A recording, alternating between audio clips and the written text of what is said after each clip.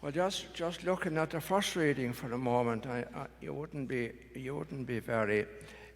have a great admiration for Tobit. He was an ungrateful son, so his poor wife was doing her best to support him, and he didn't show any great appreciation.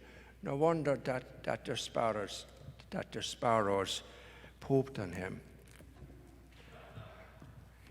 He deserved it in some ways. So anyhow, that's enough about Tobit.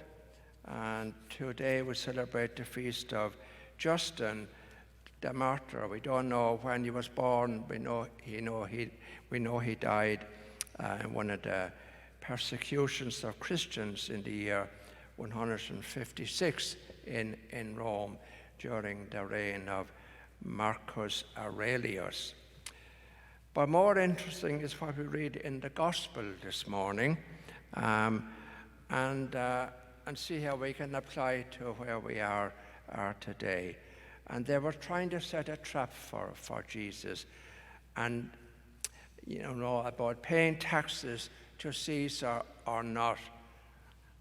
And so he said, well, hand me a denarius. Very clever. So without thinking, one of them put their hand in their pocket and handed him a denarius. A denarius was a Roman coin, and you could only pay taxes with a Roman coin. And the person who handed him the denarius was more or less saying, I honor Caesar. So that Jesus very neatly said, well, okay, give to Caesar what is due to Caesar, and to God what is due to God. Now, when it comes to ourselves here, at the present time in the 21st century, we got to look at our who do we pay real respect to? Who comes first in our life?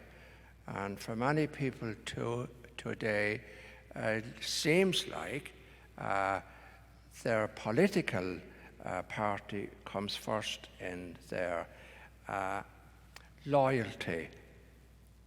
And it doesn't matter whether that party is a party of truth or a party of lies. That's how people are. But we must be different. Who comes first in our lives? Is it God? Are we prepared to take a stand for God? Are we prepared to stand up for the truth? That's a good test. And very often, many of us are not. When we're put to the test, we fail. Many of us fail. It's easy to say, I'm for God, and I also honor those in authority. But when we're put to the test, have we got the courage? Who do we put first?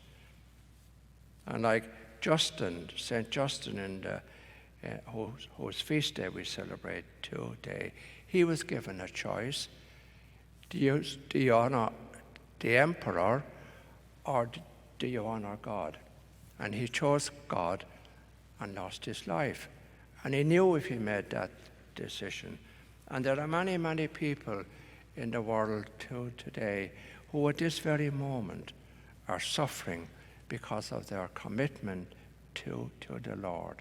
So you cannot, be a supporter of lies and falsehood and at the same time really say, I'm for God.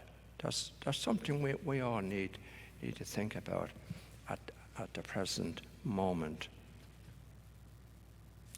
So let's stand now and pray.